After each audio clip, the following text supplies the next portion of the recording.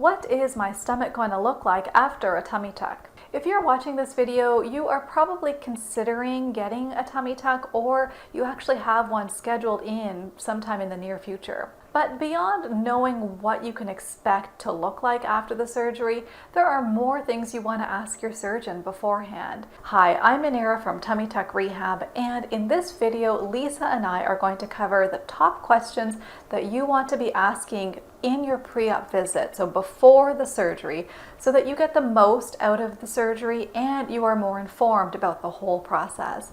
All right, let's get right to it. Hello, so welcome back.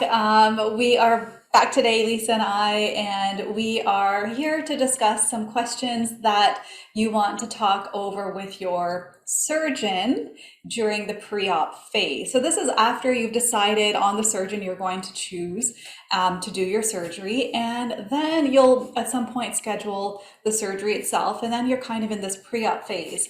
And this is the perfect time to get more information from them. And it's the time that you want to take to ask questions regarding not just how to prepare yourself before the surgery, but prepare yourself for the recovery. So you want to have some time in advance. You usually have a pre-op appointment booked with your surgeon, and then they often will cover things like certain tests that you need to go through, like a medical workup before the surgery is done. But even before that appointment, it's actually really good to see if you can get in 1 or 2 times before that to go through more questions, just to gather more information to help you in the recovery. Okay, so that's what this video is going to cover, and there are 6 particular topics that you want to kind of cover during those pre-op visits.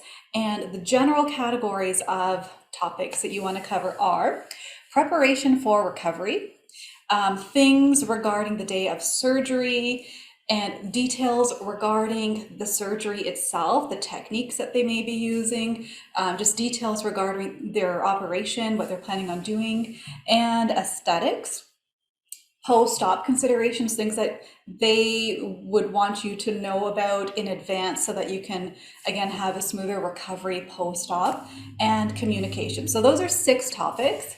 And we will cover all of those here in this video. And of course, if you want more detail, we actually have a free PDF guide that covers all of these in much more detail and more questions inside of each of those categories. And you can download that for free. The link is in the description below. So go ahead and download that. You can kind of use that alongside this video, and you can take more notes if you like, but feel free to use that and even just take that with you to your appointments, okay?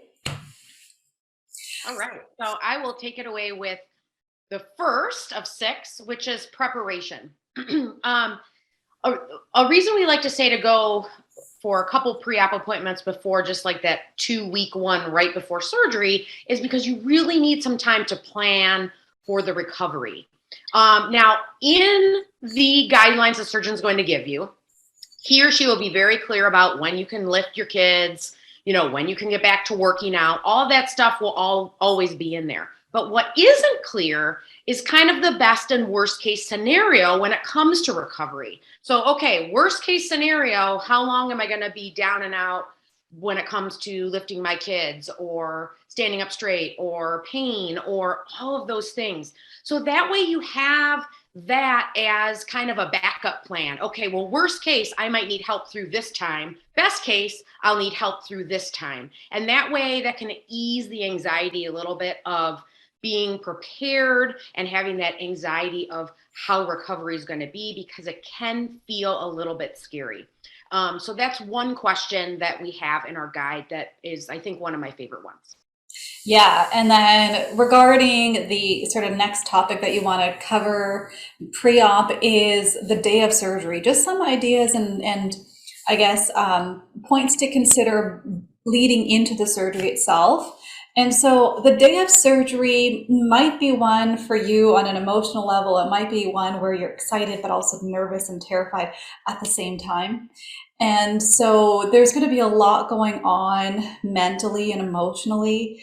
But, just knowing, are there things that you could do to help ease yourself and just calm yourself even for the day of surgery. So you could ask your surgeon that in advance. Is there anything I can do to prepare myself mentally and emotionally for the day of surgery?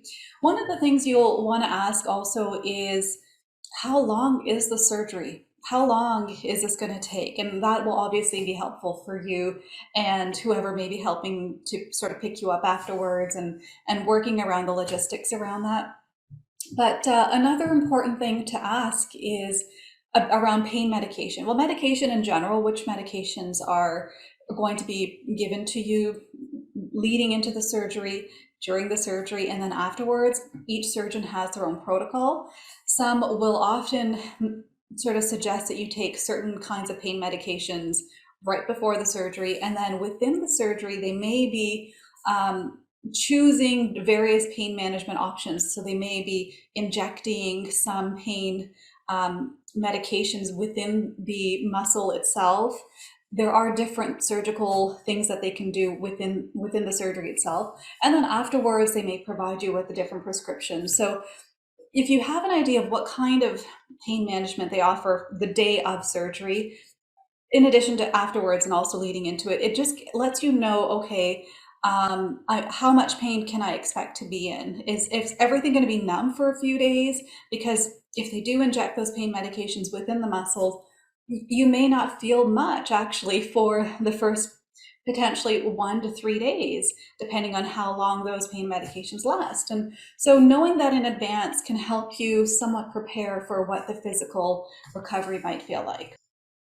Yeah. And then talking about recovery, another good thing to ask is just getting the details of how they're going to repair your diastasis. So, and a lot of times, people kind of get the surgery and they won't know what technique was used. And, that can be okay too, However, different techniques sometimes often will result in a different guidance in returning to exercise and returning to do things depending on how it's repaired.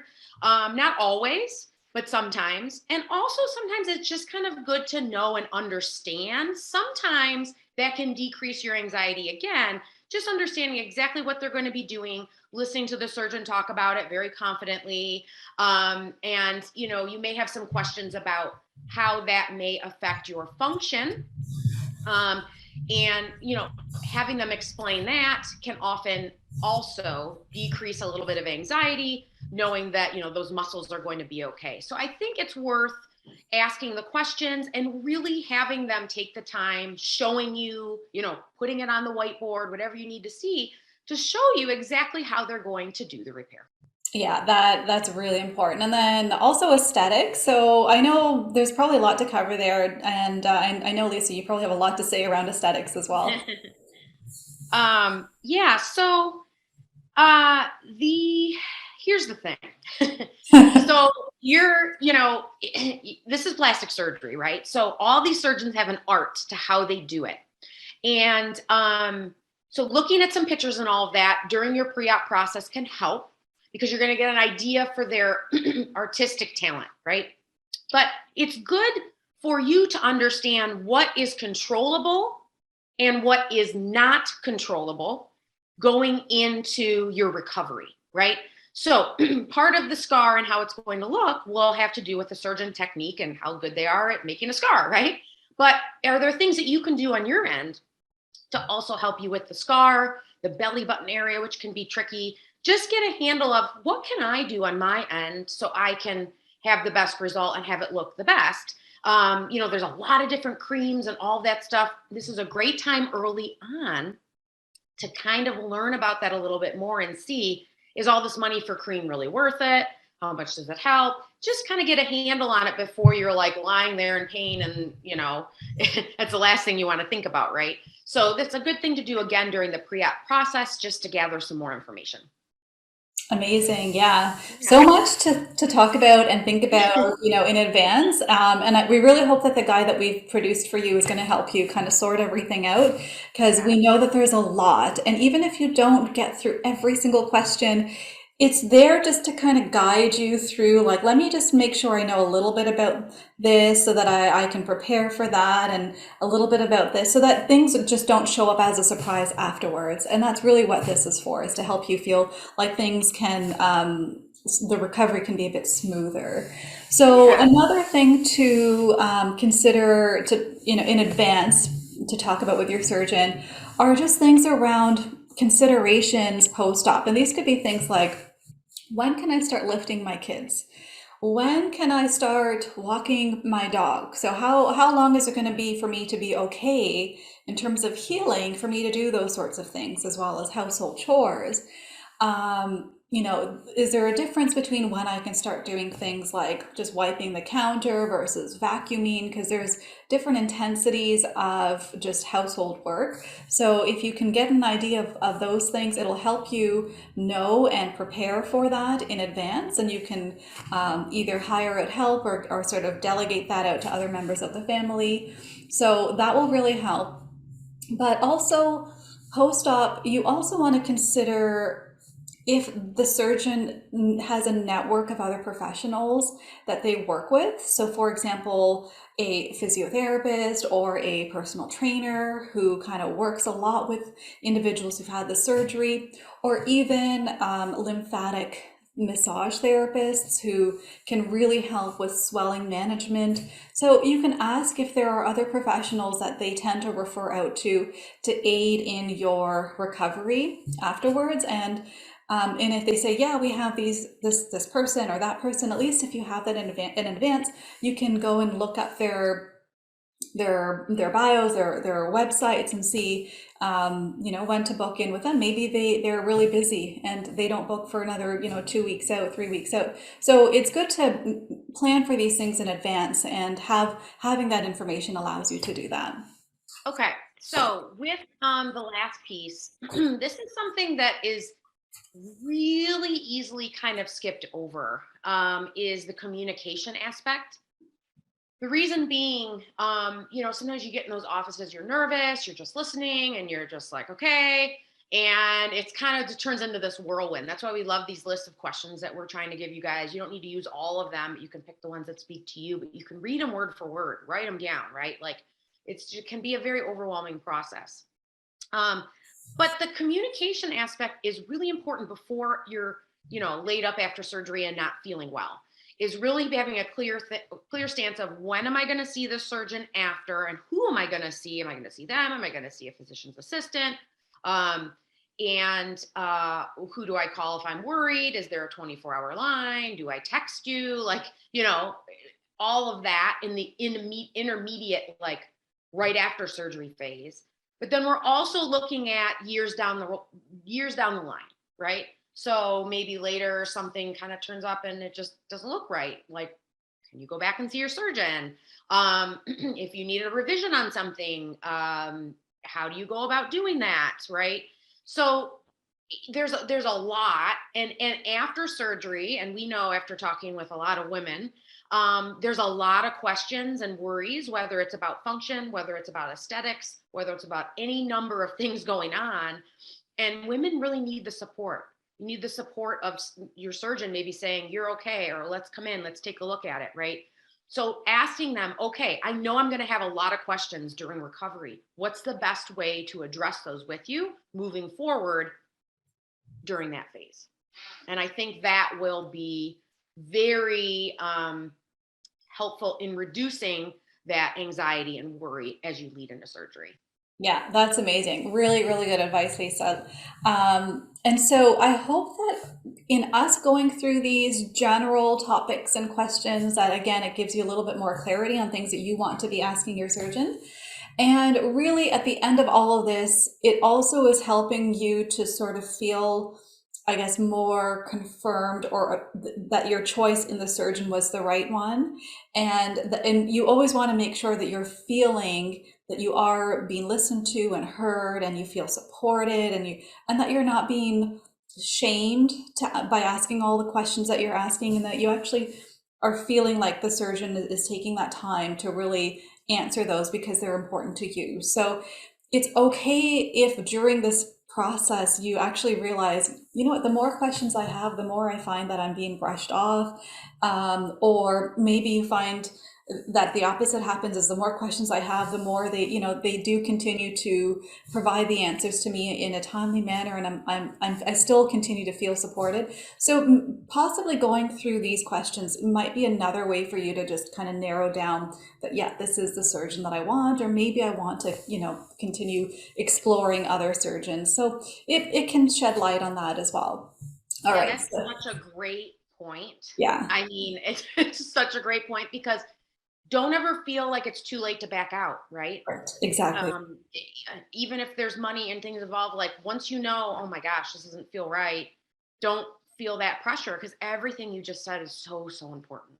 Yeah, yeah, because you know your life actually and your body is now going to be in someone else's hands, and you don't want to take that lightly at all. So you want to have a sense of trust in the surgeon and their support staff, their system. You know, you want to feel that going into the surgery.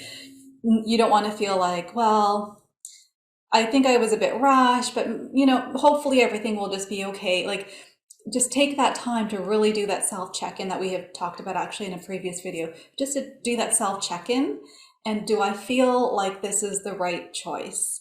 And that will ultimately be, hopefully, be your answer. So in any case, if you need the PDF guide that goes along with all of this, just go down to the description. There is a link there. Again, it's free. Feel free to download it and just take it with you to your appointments. And at least you can write your answers down there or write in more questions. And if you guys have any questions for us, feel free to write them in the comments below, because we're going to be here to try to help you as much as we can as well. So until next time, thanks for watching the video. We hope you found it helpful, and see you later. All right, did that help you? Well, we certainly hope so. We hope you have now a more thorough understanding of the kinds of questions you want to ask before the surgery, so that you have an easier time after the surgery. All right, so until next time, we are wishing you a smooth time researching, preparing for, and recovering from the tummy tuck surgery. Bye for now.